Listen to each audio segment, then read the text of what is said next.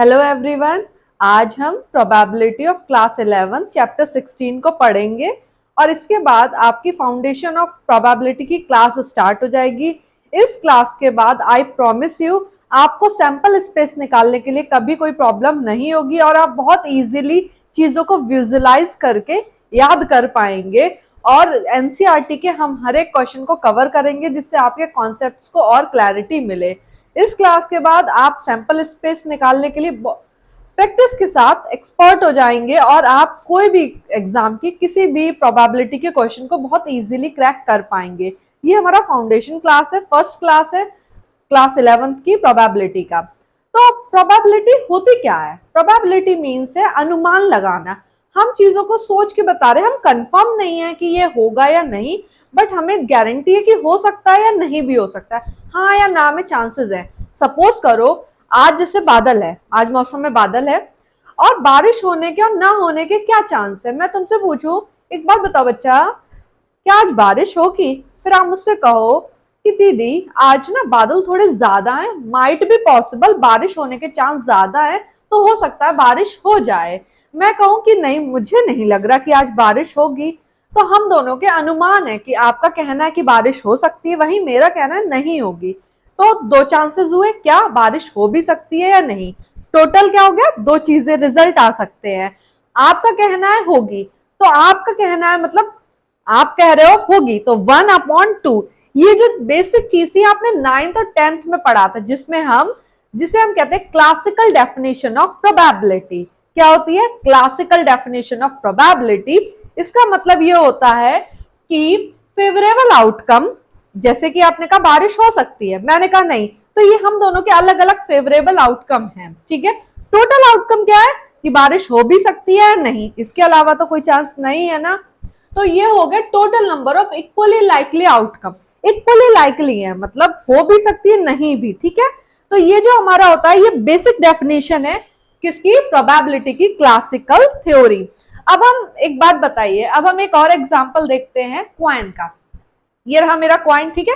इसको अगर मैं टॉस करती हूँ तो दो चांस है, या तो हेड आएगा और या क्या आएगा? टेल आएगा।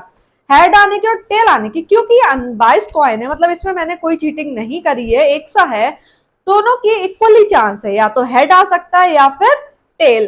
तो जैसा कि मैंने कहा, अब आप कह रहे हो मैंने कॉइन को टॉस किया, मैंने पूछा बच्चे बताओ हेड आएगा टेल आएगा?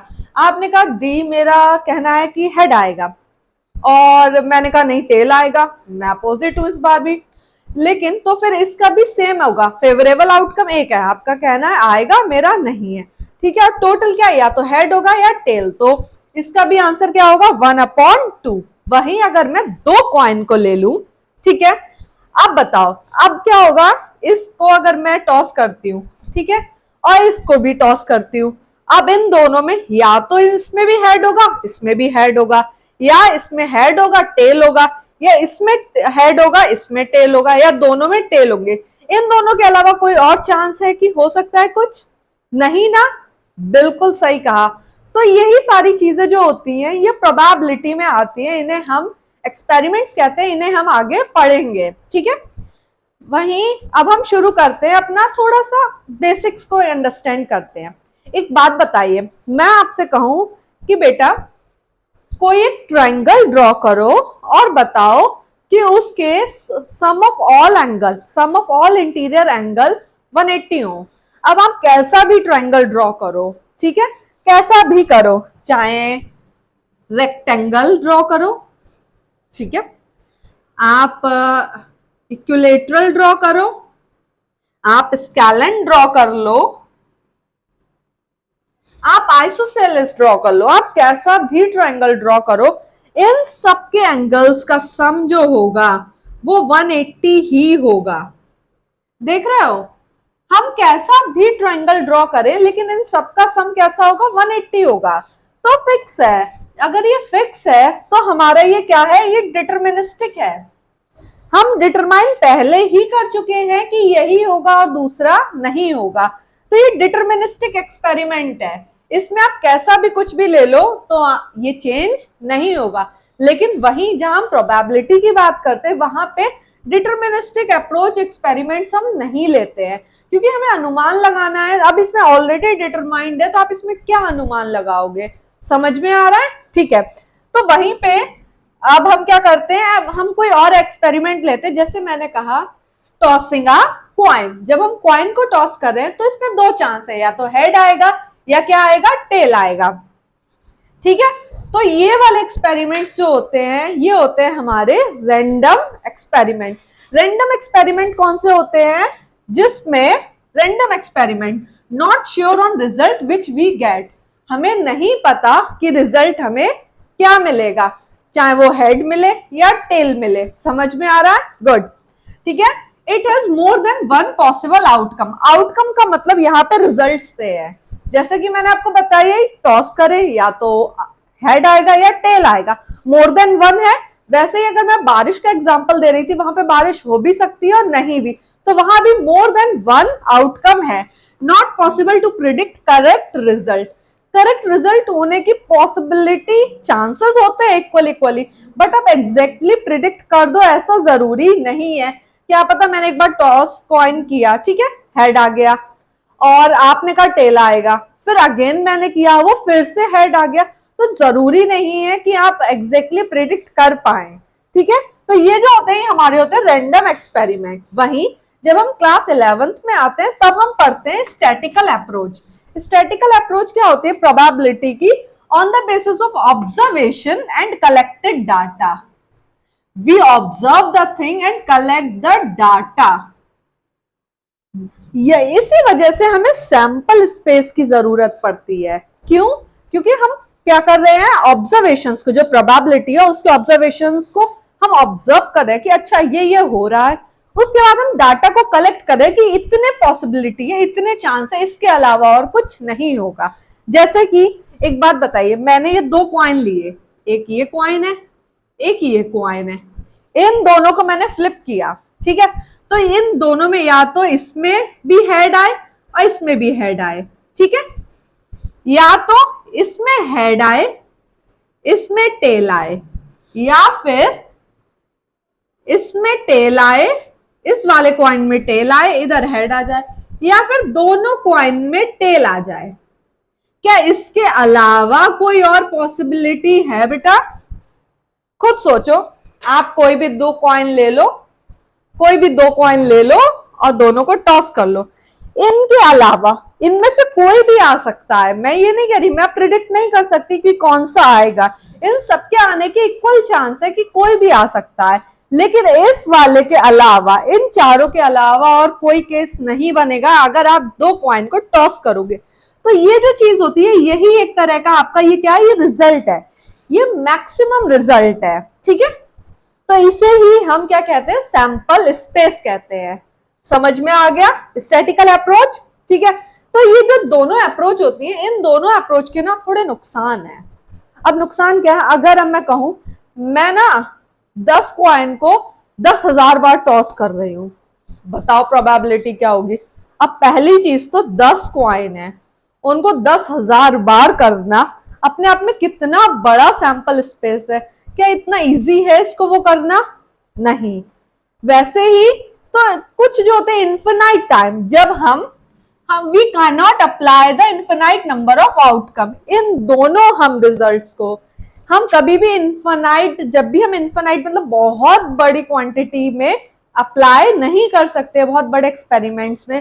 तो ये इनके एक छोटे से डिसएडवांटेज है, बट हम जो छोटे एक्सपेरिमेंट्स होते हैं उनमें तो कर ही सकते हैं। तो हम अभी इन्हीं पे डिस्कस करेंगे। आउटकम क्या होता है बेटा? आउटकम का मतलब होता है रिजल्ट। हम क्या क्या रिजल्ट मिल सकता है, हमें क्या क्या रिजल्ट मिल सकता है। जैसे कि इसमें हमें हेड हेड मिल सकता है, हेड टेल मिल सकता है, टेल हेड मिल सकता है, या टेल टेल मिल सकता है। तो ये क्या है, हमारे आउटकम्स हैं। वहीं सैंपल स्पेस क्या होता है, जब आप क्लास 11 के फर्स्ट चैप्टर सेट्स में पढ़ते हो तो सेट्स का मतलब होता है collection of things, collection of object. तो यहाँ पे होता है collection of all the outcomes, मतलब हम सभी आउटकम्स को मैं इसको इरेज कर रही हूं,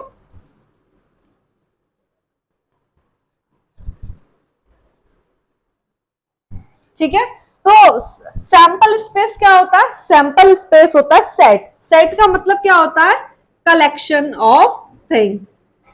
क्या है? Collection of all possible outcome. Outcome का मतलब है रिजल्ट। समझ में आ रहा है?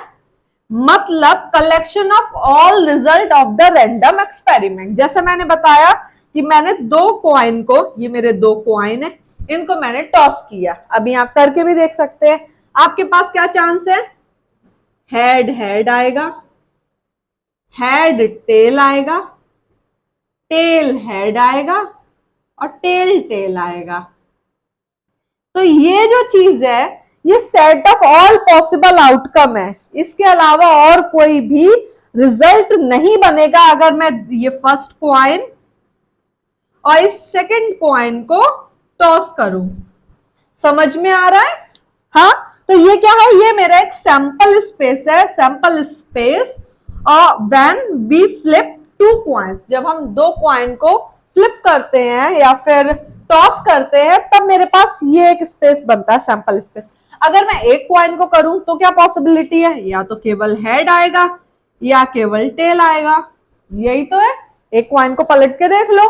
तो ये मेरा सैंपल स्पेस हो गया when we toss one coin. तो सैंपल स्पेस क्या होता है? Set. Remember this word, set of all possible outcome.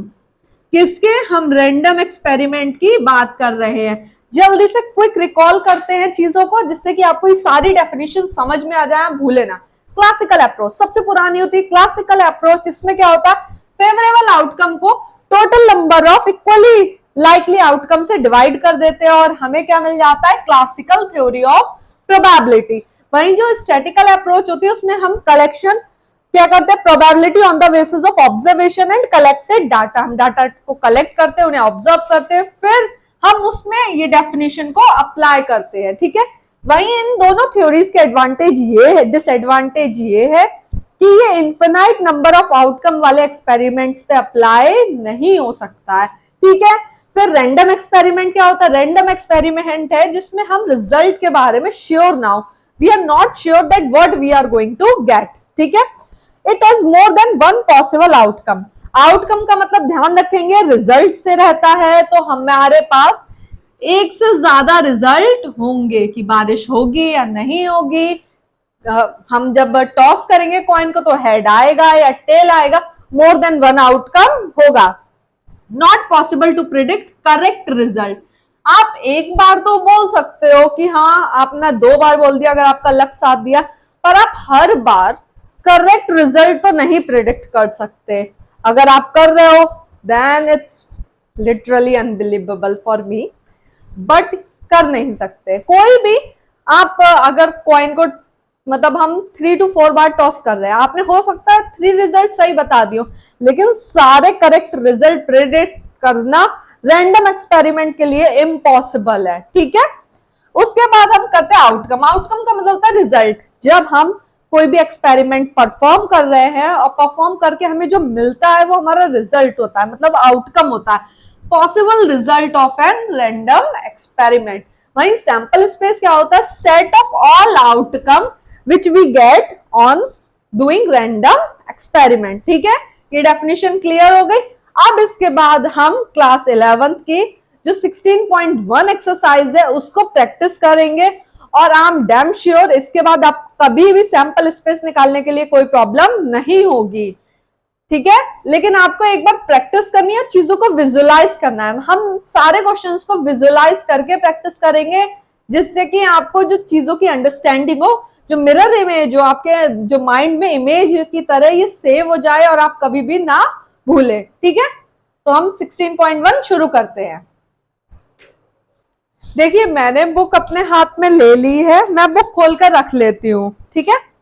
उसके बाद आपको आपकी स्क्रीन पे क्वेश्चंस दिखते रहेंगे और हम उसी हिसाब से उनको करेंगे। ठीक है। पहला क्वेश्चन, फर्स्ट क्वेश्चन ऑफ 16.1। ठीक है। एक्सरसाइज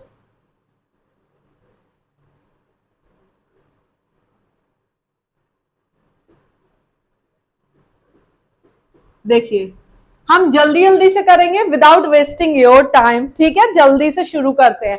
पहला क्वेश्चन आपको स्क्रीन पे दिख जाएगा साइड में, क्या? Coin, a coin is toss 3 time. जब हम कॉइन को 3 टाइम टॉस करें, बेटा जब भी कॉइन का क्वेश्चन आएगा तो ध्यान रखिएगा कॉइन में 2 चांसेस होते हैं आने के, या तो हेड आएगा या टेल। और हम कितनी बार, ये तो चांसेस हो गए कि हेड या टेल में से ही कुछ आएगा, और हम कितनी बार उसको टॉस कर रहे हैं वो उसकी पावर में जाता है। तो 2 की पावर n से हम नंबर ऑफ आउटकम्स का पता चलता है, हमें total number of outcome for a total number of outcome of coin. हमें कॉइन के टोटल आउटकम का पता चलता है इस फॉर्मूले से। तो मैंने क्या कहा, मैंने क्या किया, 3 बार टॉस किया, तो 2 की पावर 3 मतलब 8। टोटल आउटकम्स जो होंगे, मतलब एक सैंपल स्पेस में, मैं सैंपल स्पेस को SS से डिनोट करूंगी, ठीक है। एक सैंपल स्पेस में हमारे 8 आउटकम्स होंगे अगर हम एक कॉइन को 3 बार टॉस करते हैं। अब देखो इसकी ट्रिक क्या है, ये ट्रिक के थ्रू आप बहुत इजीली कर सकते हो। जैसे 8 है, अब इसको आप क्या करो, 4 बार हेड लिख लो, 1 2 3 4, 4 बार टेल लिख लो, जितना होता है पहले उसका आधा लिख लेते हैं, 1 2 3 4। अब मैंने क्या किया, अब 4 बार लिख लिया, अब इस 4 का हाफ करो, 2 टाइम्स लिख लो, head head tail tail, head head tail tail. अब मैं सिंगल टाइम लिखूंगी, head tail head tail head tail head tail. ये कितने हैं देखो, 1 2 3 4 5 6 7 8। ये मेरे 8 के 8 क्या है, sample space when we toss a coin for a 3 time, ठीक है, याद रहेगी। अगर अब मैं, ठीक है, अब मैं क्या करती हूँ, जो क्वेश्चन नंबर कौन सा है, 3rd जो है, वो अभी कर देती हूँ। इससे क्या होगा, आपको क्वेश्चन समझने में इजी रहेगा। अब जैसे कि 3rd वाले क्वेश्चन जो है, ये फर्स्ट क्वेश्चन था मेरा, अब ये समझ में आ गया पक्का, ठीक है। मैं यहां पे करती हूँ। अब क्वेश्चन जो हमारा 3rd है उसमें कह रहे हैं कि coin is toss for a 4 time. अब 3 टाइम में 8 आए, जब मैं 4 टाइम करूंगी, मैं 3rd क्वेश्चन पहले कर रही हूँ, फिर 2nd पे मूव ऑन करेंगे हम लोग, ठीक है।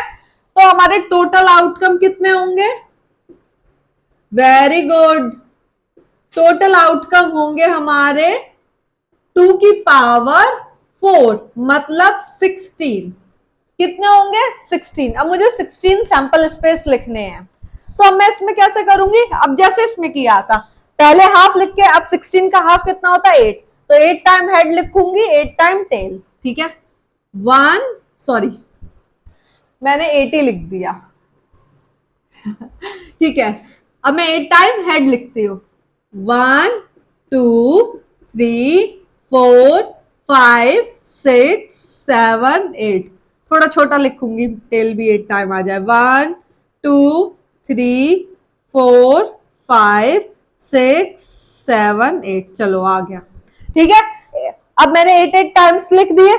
अब मैं क्या करती हूँ, 8 का हाफ 4 टाइम्स लिखती हूँ, 1 2 3 4, 4 टाइम हेड लिखा, 4 टाइम टेल, 1 2 3 4, फिर 4 टाइम 1 2 3 4, फिर 4 टाइम टेल, 1 2 3 4।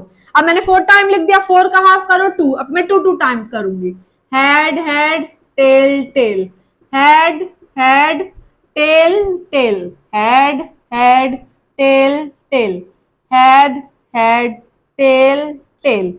अब 2 टाइम हो गया, 2 का हाफ 1, अब मैं 1 टाइम करती हूँ, H T head tail head tail head tail head tail head tail head tail. देख रहे हैं आप, ये हो गया मेरा sample space when we toss a coin for a 4 time. Do you got this trick? हम जैसे ही कॉइन वाले केस में 4 से ज्यादा नहीं आता है, आप किसी भी एग्जाम में देख ले 4 से ज्यादा बहुत कम चांस है, 99% चांस है 4 और 3 का ही आता है। और 2 का आएगा, 2 का एग्जाम बहुत ज्यादा टफ नहीं होते हैं क्वेश्चंस, तो मैक्सिमम 4 और 3 पे ही जाते हैं वो लोग, लेकिन 5 में नहीं आता। अगर 5 का आपको सैंपल स्पेस करना होगा तो मतलब कितना बनेगा, 2 की पावर 5 मतलब 32। 32 का आप 16 टाइम आप हेड लिखेंगे, 16 टाइम टेल, फिर 8 टाइम, 8 टाइम, फिर 8 के बाद 4, फिर 2, फिर 1, इस तरह से सैंपल स्पेस बनेगा जाके 5 कॉइन्स का। वो बहुत लेंदी होगा, आप अपनी कॉपी में एक बार ट्राई कर सकते हैं। करेंगे? बिल्कुल, इससे चीजें आपकी रिकॉल होंगी, आप चीजों को अच्छे से समझ पाएंगे। ठीक है, तो ये हो गया मेरे आउटकम्स, मेरा first and third question. Now move to the second question. Second question में भी एक तरीका होता है, अगर आप उस तरीके से सैंपल स्पेस बनाएंगे तो बहुत इजी रहेगा। चलिए मूव करते हैं। चलिए अब हम कौन सा क्वेश्चन करते हैं, सेकंड क्वेश्चन। उसमें क्या दिया है, a die is throne 2 times. अब हमें क्या कहा है, एक डाई को 2 टाइम।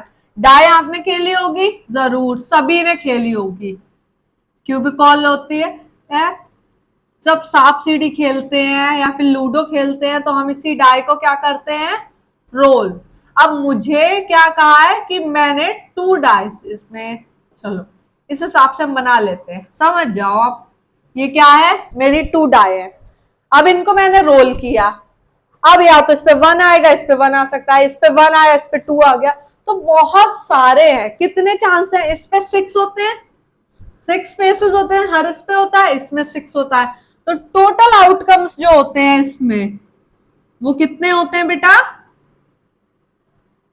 टोटल आउटकम होंगे 6 cross 6 that is equal to 36। हमारे टोटल 36 सैंपल स्पेस बनेंगे। कैसे, अब इसको निकालने की सबसे शॉर्टकट मैं बताती हूँ, बहुत इजीली आप याद कर पाएंगे और चीजों को समझ पाएंगे। आपको क्या करना है, 6 टाइम 1 2 3 लिख दिए, 1 2 3 1 2 3 4 5 6, जल्दी जल्दी से थोड़ा सा स्पेस करके 1 2 3 4 5 6, फिर से 1 2 3 4 5 6, 1 2 3 4 5 6, 1 2 3 4 5 6, कितनी बार हो गया, 1 2 3 4 5 6 टाइम, 1 2 3 4 5 6। देखा आपने, मैंने क्या किया, 6 टाइम 1 2 3 4 5 6 लिख दिया। ठीक है, ये मैंने पहली डाई के इवेंट लिख दिया। अब मैं दूसरी डाई के इवेंट को कॉपी कर देती हूँ। अब मैं क्या करती हूँ, इसमें 1 1 1 कर देती हूँ, 2 2 2 3 3, इस तरह से इधर मैं कर देती हूँ 1 1 1 1 1 1 2 2 2 2 2 2 3 3 3 3 4 4 4 4 4 4 5 5 5 5 5 5 6 6 6 6 6 6। ये हमारे टोटल 36 आउटकम्स बन गए sample space when we throw 2 dice. Almost 2 dice पे क्वेश्चन जरूर आता है, ये बहुत इंपॉर्टेंट सैंपल स्पेस है, आपको हर एग्जाम में इसके क्वेश्चन जरूर मिलेंगे, चाहे वो एनडीए हो, आईआईटी जेई हो, एडवांस हो, मेंस हो, और जो होते हैं आपके एग्जाम टीजीटी पीजीटी, जितने भी एग्जाम्स होते हैं जिनमें मैथ्स ऑफ 11 12 आती है उसमें ये जरूर आता है question, so it's very important. तो ये मेरे कितने 36 क्या बन गया सैंपल स्पेस। आपको ये याद करने की जरूरत नहीं रहेगी, एक बार आप प्रैक्टिस करें और चीजों को समझ लें। आप जितने अच्छे से कर लेंगे उतने ही अच्छे से आपको रिकॉल रहेगा। ठीक है, तो ये मेरे 36 सैंपल स्पेस हो गए व्हेन वी थ्रो 2 डाई। ठीक है, समझ में आ रहा है।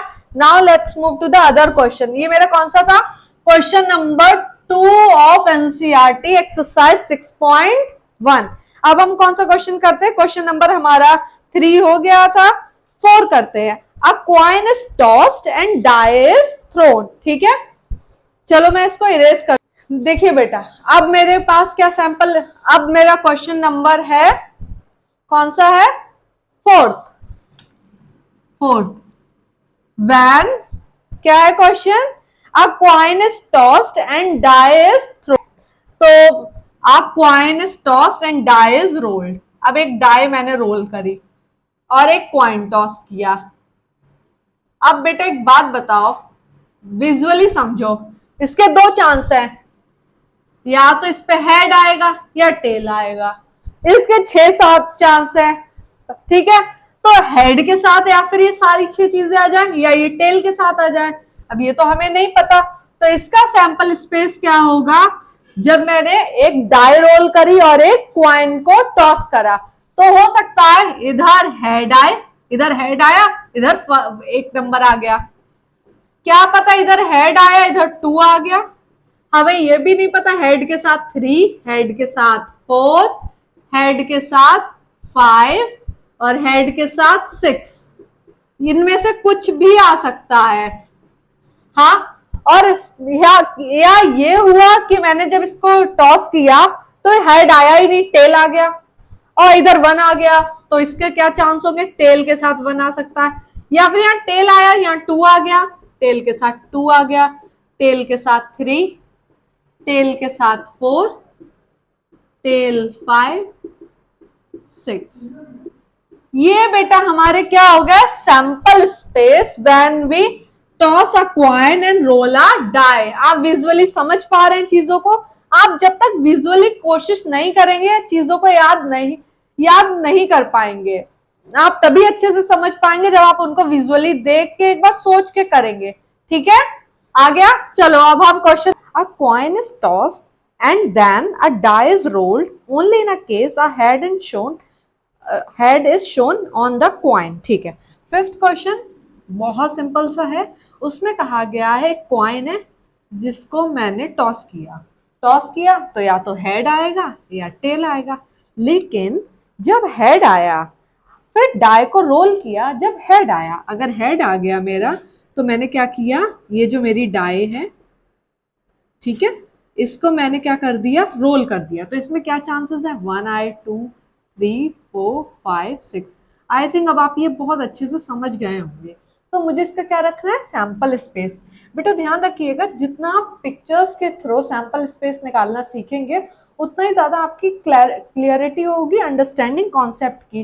तो एक बार बना ले, फिर आगे आपको नीड नहीं पड़ेगी। पर शुरुआत में जब आप सीख रहे हैं तो पिक्चर्स के साथ सीखें, इससे अंडरस्टैंडिंग बेटर होती है, इमेज हमारी माइंड में सेव हो जाती है। ठीक है, तो जैसे कि ये है, इसका सैंपल स्पेस क्या होगा बेटा? या तो टेल आ सकता है, खाली अकेला टेल, पहले मैं ऐसे ही लिख देती हूँ।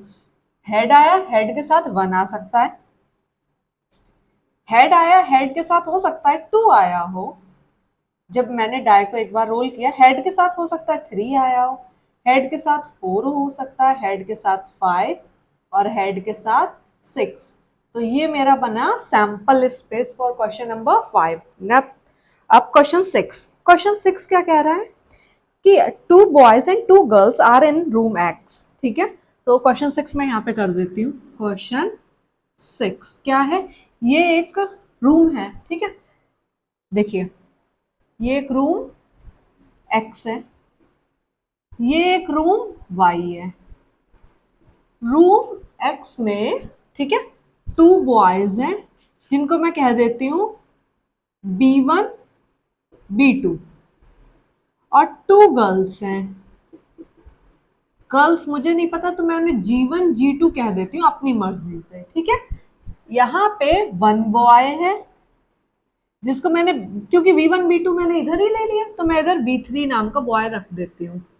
ठीक है, और यहाँ पे 3 गर्ल्स हैं, तो G1 G2 हो गया, तो G3 G4 G5। ठीक है, ये गर्ल्स है मेरी। अब मुझसे कहा गया है, अब फिर क्या है? ठीक है, specify the sample space for the experiment in which room is selected then a person.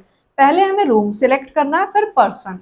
तो सैंपल स्पेस लिखना है मुझे इसका। देखो बेटा बहुत सिंपल है, देखो यहाँ पे पहले मैंने रूम एक्स सिलेक्ट कर लिया, कोई सा भी कर सकते हैं, एक्स करा।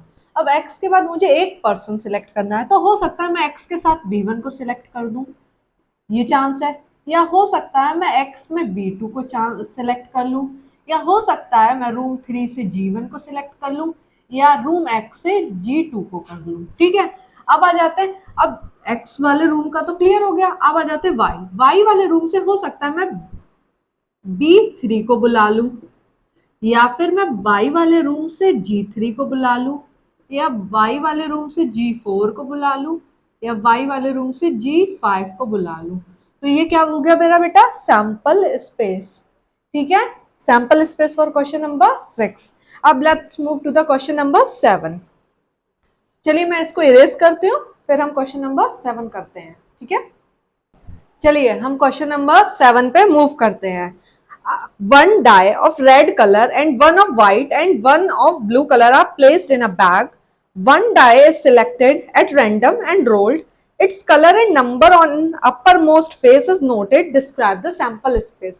बहुत सिंपल सा है। क्वेश्चंस को आप, मैंने क्या कहा, डायग्राम के थ्रू करें तो ज्यादा अच्छा रहेगा। जैसे कि 7 क्वेश्चन है, एक मेरा बैग है जिसमें 3 डाइस है मेरे पास। ठीक है, हम डाइस को इस समय इस तरह से रिप्रेजेंट कर देते हैं। एक रेड है, एक कैसी है, वाइट है, और एक है ब्लू। हाँ, एक ब्लू है। अब इसमें से मैंने एक डाई को निकाला, उसको रोल किया, उसके अपर मोस्ट फेस पे जो आया उसको नोट किया। तो डाई रोल करने पे क्या है, 1 आ सकता है, 2, 3, 4, 5, 6। ये हमारे पॉसिबिलिटीज हैं। डाई को रोल करने पे यही डिजिट्स आएंगे, इसके अलावा तो कुछ नहीं आ सकता। तो मुझे इसका सैंपल स्पेस लिखना है। तो बेटा क्या करना है, देखो मुझे नहीं पता कौन सा आया, तो मैं मान लेती हूँ कि पहले मैंने रेड निकाल लिया। ठीक है, रेड आ गया। रेड के साथ हो सकता है फर्स्ट जब मैंने रेड डाई को निकाला, उसको रोल किया, हो सकता है उस पे 1 डिजिट अपर मोस्ट फेस पे आ गई, या फिर हो सकता है रेड के साथ 2 आ गया, रेड के साथ 3 आ गया, 4 आ गया, 5 या 6। यही पॉसिबिलिटीज है। Same goes with white. मैंने व्हाइट निकाला, व्हाइट के साथ 1 आ गया, 2 आ गया, 3, 4, 5, 6। या हो सकता है ब्लू आ गया, मैंने ब्लू निकाल लिया एक बार में, तो ब्लू के साथ 1, ब्लू के साथ 2, ब्लू के साथ 3, ब्लू के साथ 4 एंड ब्लू के साथ 5 और ब्लू के साथ 6। तो ये क्या हो गया मेरा sample space for question number 7। Question 8 आ जाते हैं। An experiment consist of recording boy and girl composition of a family with 2 children. First part है, what is the sample space if we are interested in knowing whether it is a boy or a girl in order of their birth. ठीक है, तो एक family है। ठीक है, एक family है, एक ये फैमिली है, मान लेती हूँ ये बॉक्स है फैमिली का, एक फैमिली है। ठीक है, इसमें 2 चिल्ड्रन है।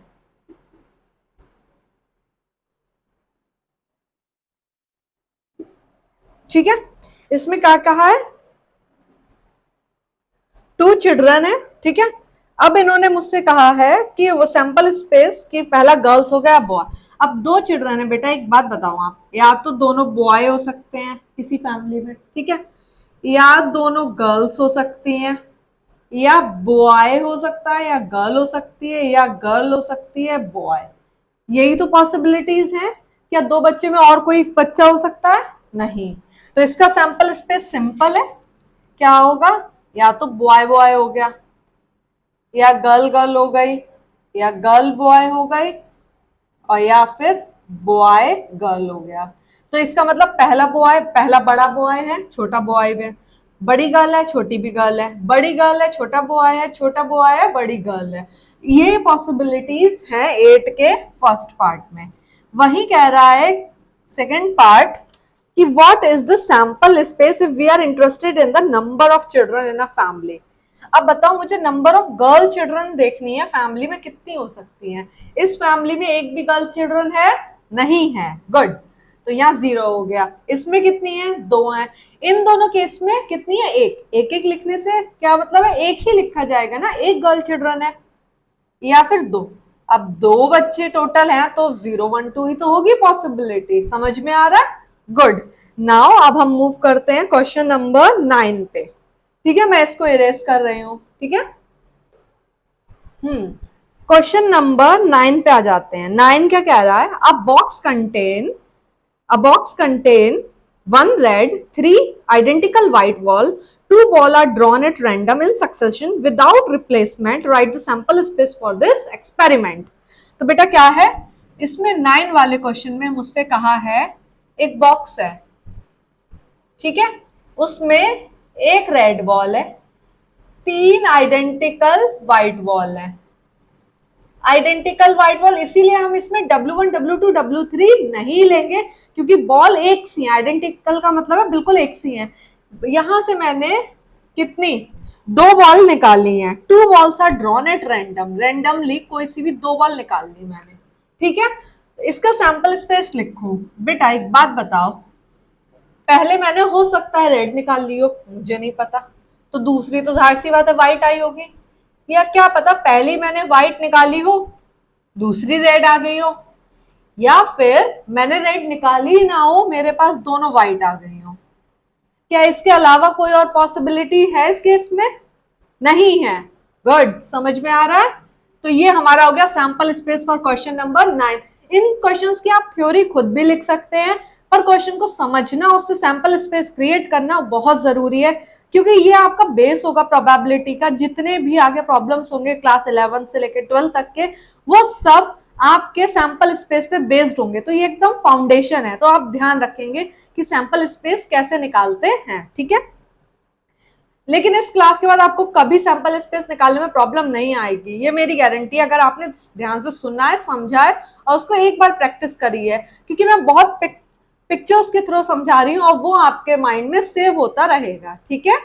चलो जल्दी से मूव ऑन करते हैं 10 पे। An experiment consist of tossing a coin then throwing it second time if head occur. ठीक है, देखो 10 क्वेश्चन क्या कह रहा है, एक एक्सपेरिमेंट है जिसमें मैंने एक कॉइन को टॉस किया, हेड आ गया या टेल आ गया।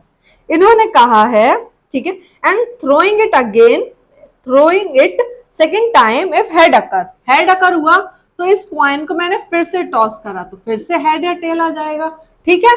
उसके बाद इन्होंने कहा है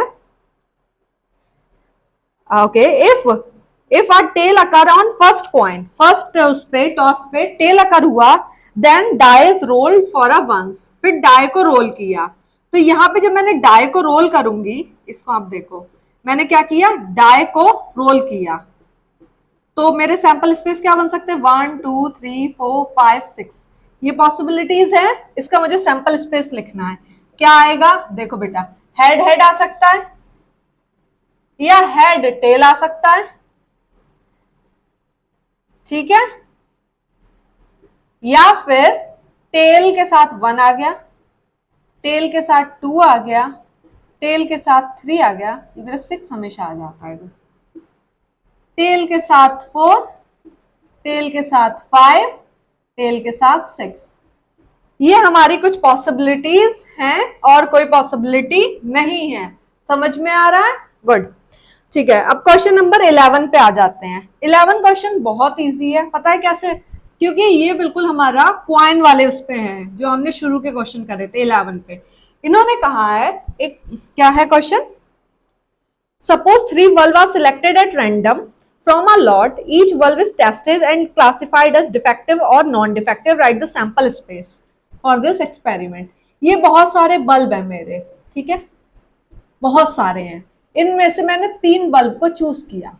अब बताओ ये तीनों बल्ब में से कौन सा डिफेक्टिव हो सकता है या नॉन डिफेक्टिव। तो बेटा ये ना एक तरह से क्वाइन वाला केस है, क्योंकि हर एक क्वाइन को आप टॉस करते हो तो या तो वो टेल आता है या हेड, ऐसे ही हर एक वो या तो डिफेक्टिव होगा या नॉन डिफेक्टिव होगा। जैसे हेड और टेल होता है क्वाइन में, इसमें बल्ब में डिफेक्टिव नॉन डिफेक्टिव है। अगर हम क्वाइन को 3 बार टॉस करते हैं तो हेड टेल करते हैं, वैसे ही हमने 3 बॉल निकाली और तीनों को चेक करा, तो इसका sample space as it is coin के सैंपल स्पेस की तरह बनेगा जब हम उसको 3 बार टॉस करते हैं। समझ में आ रहा है। गुड, तो इसका कैसे बनेगा, जैसे हमने उसमें ट्रिक करी थी, तो इसके टोटल आउटकम कितने होंगे बेटा, टोटल आउटकम होगा 2 की पावर 3 मतलब 8। तो इसका मतलब है या तो अब जैसे कि मैंने उसमें किया था, 8 है, 4 बार डी लिख लो, 1 2 3 4, 4 बार नॉन डिफेक्टिव लिख लो, 2 3 4, 2 बार कर लो, D D N N, D D N N, D N D N D N D N. तो ये हमारा क्या होगा, सैंपल स्पेस। इसका मतलब या तो हो सकता है तीनों बल्ब डिफेक्टिव हो, या शुरू के 2 डिफेक्टिव हो, एक नॉन डिफेक्टिव हो, या बीच वाला नॉन डिफेक्टिव हो, बाकी 2 डिफेक्टिव हो, या तीनों नॉन डिफेक्टिव हो। इस तरह से ये इसका केस बना है। समझ में आ गया? गुड। चलो मैं ये सबको इरेज करती हूँ, ठीक। चलिए अब हम क्वेश्चन नंबर 12 पे मूव करते हैं। A coin is tossed if the outcome is head, a die is thrown. If a die show up even number, a die is thrown again. What is the sample space for this experiment? ठीक है, ये बहुत simple सा question है। हम इसको अपने उससे करेंगे पिक्चर्स के थ्रू, और आपको तुरंत समझ में आ जाएगा कैसे। ये मेरे बाल भी टूट रहे, ठीक है। 12 क्या है? A coin is tossed, ठीक है। बड़ा सा मैं बनाती हूँ इसको, हेड आएगा या टेल आएगा। फिर उन्होंने क्या कहा है, if the outcome is head a die is thrown. अगर आउटकम हेड आ गया तो मैंने क्या कर दिया, डाई को थ्रो, मतलब 1 2 3 4 5 6, ठीक है। उसके बाद इन्होंने कहा है, ठीक है, if the die show up even number a die is throw again. अगर इवन नंबर आया तो मैंने फिर से एक डाई को थ्रो कर दिया।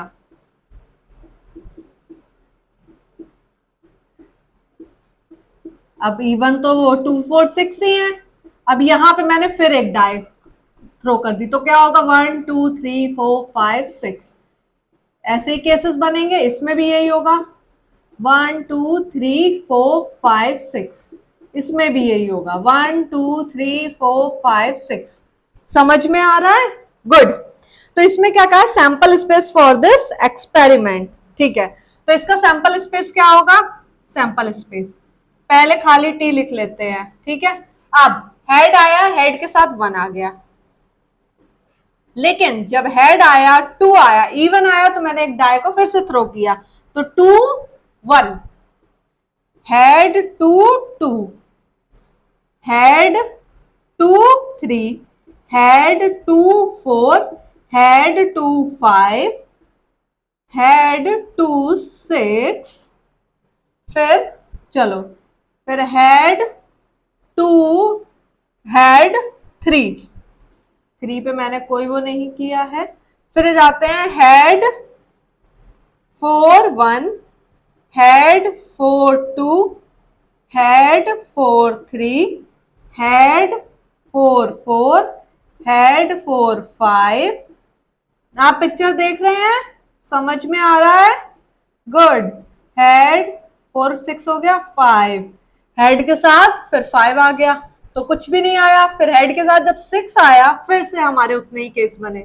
6 1 आ सकता है, head 6 2, head 6 3, head 6 4, head 6 5, head 6 6, head 6 sorry इतने ही होते हैं, ठीक है।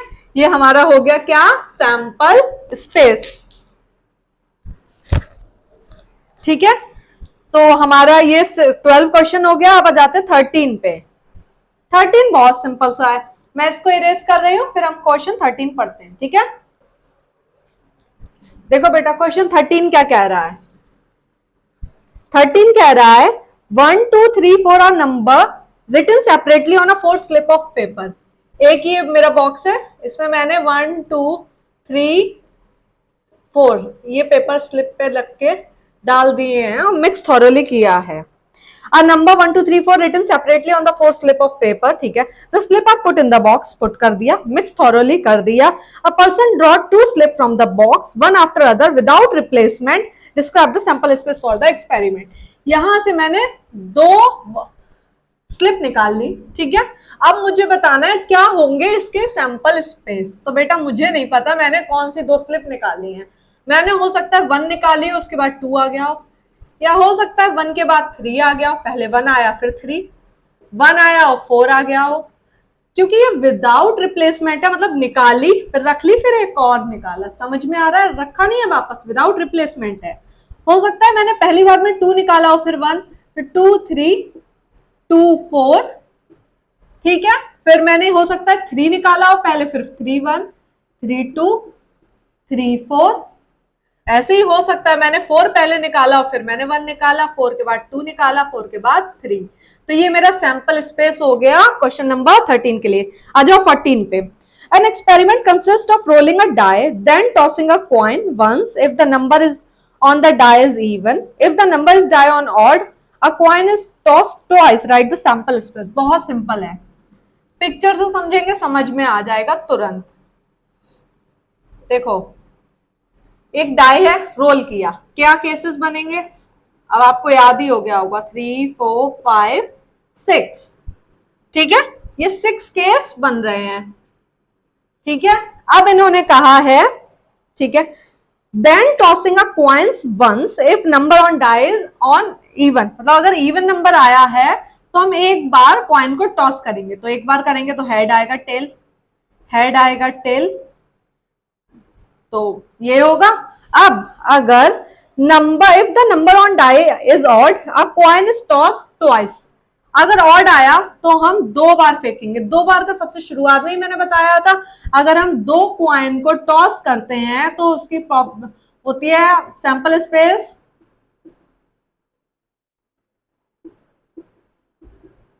या तो दोनों हेड आए या head tail, tail head tail tail, तो ये 4 केस यहां पे बनेंगे, head head, head tail, tail head, tail tail, इसमें भी यही 4 बनेंगे, ये आप लिख लीजिएगा, ठीक है, लिख लेना।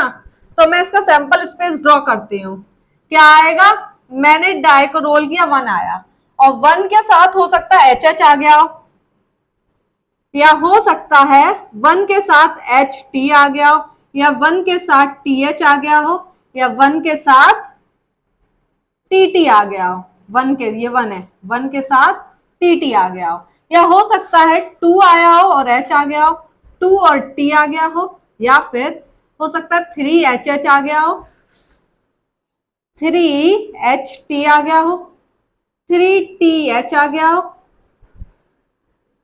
या 3 टी टी आ गया हो, या फिर हो सकता है 4 आया, डाई रोल करी, 4 आया, 4 के बाद हेड आ गया क्योंकि इवन पे हमने एक ही बार टॉस किया है, या 4 के बाद टी आ गया, 5, अगर 5 आया तो फिर 4 H H, 5 H T, 5 T H, 5 T T, या हो सकता है 6 एच आ गया हो या 6 टी। मुझे लगता है आपको समझ में आ गया होगा, नहीं आया हो तो बता दीजिएगा, ठीक है। हम इसको इरेज कर रहे हैं, अब हम क्या करते हैं, क्वेश्चन नंबर 14 हो गया है, ठीक है, अब हम करते हैं 15, ठीक है। अब coin is toss, if it show a tail we draw a ball from a box, ठीक है। 15 क्वेश्चन, एक कॉइन है, टॉस करा है, अगर उसने टेल शो किया,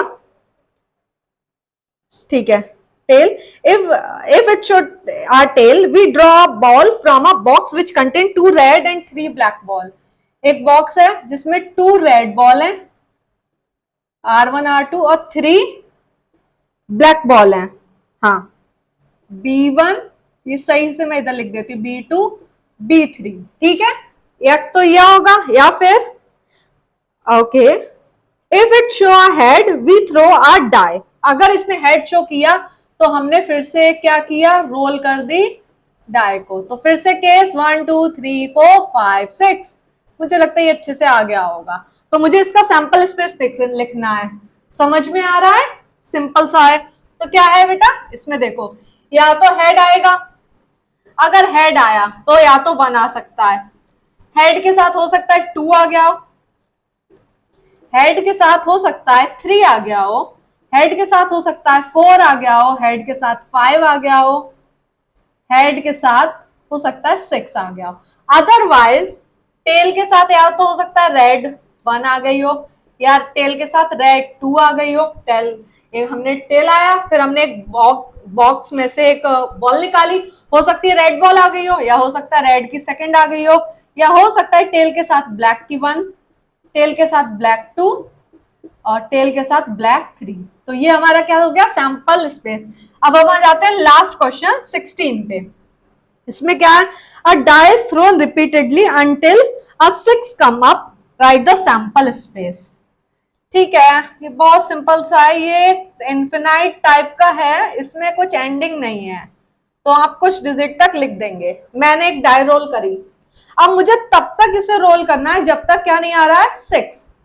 अब इसका सैंपल स्पेस लिखना है बेटा, क्या पता 1 2 3 4 5 6 यही आ सकते हैं, क्या पता पहली बार में ही 6 आ गया हो, मुझे नहीं पता, या हो सकता है पहली बार में 1 आया और फिर 6 आ जाए दूसरी बार में, या हो सकता है पहली बार फेंकने में 2 आया हो और दोबारा से मैंने उसको फेंका तो 6 आ गया हो, या हो सकता है 3 के बाद 6 आ गया हो, 4 के बाद 6 आ गया हो, या 5 के बाद 6 आ गया हो।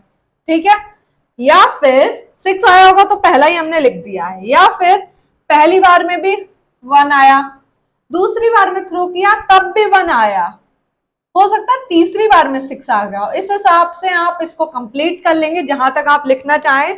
तो ये हमारा सैंपल स्पेस हो गया लास्ट क्वेश्चन का। आई होप ये वीडियो आपके लिए हेल्पफुल रही हो, और इतना मुझे पता है अगर आप इसके सैंपल स्पेस के प्रॉब्लम्स को एक बार और रिपीट कर लेंगे, उसके बाद फिर कैसा भी कोई क्वेश्चन हो, आईआईटी एडवांस, मेंस या कोई भी और कॉम्पिटिटिव एग्जाम का जिसमें ये आता हो प्रोबेबिलिटी, तो सैंपल स्पेस निकालना आपको दिक्कत नहीं होगी, अनटिल अनलेस आप कॉन्सेप्ट को अंडरस्टैंड करके पिक्चर्स को इमेज में रख के ड्रॉ द इमेज, फिगर को ड्रॉ करके अगर आप सैंपल स्पेस लिखेंगे तो कभी मिस्टेक होने के चांस नहीं है। आई होप आपके लिए वीडियो इंफॉर्मेटिव रहा हो, और अगर कोई क्वेश्चन ना आया हो या कुछ और प्रॉब्लम हो तो आप कमेंट सेक्शन में डाल देना। वैसे मुझे लगता नहीं है होगा, but still if you feel something then please let me know. Thank you very much, और अगर आपको वीडियो पसंद आए then don't forget to hit the like button. ठीक है, थैंक यू, मिलते हैं नेक्स्ट क्लास में, बाय बाय।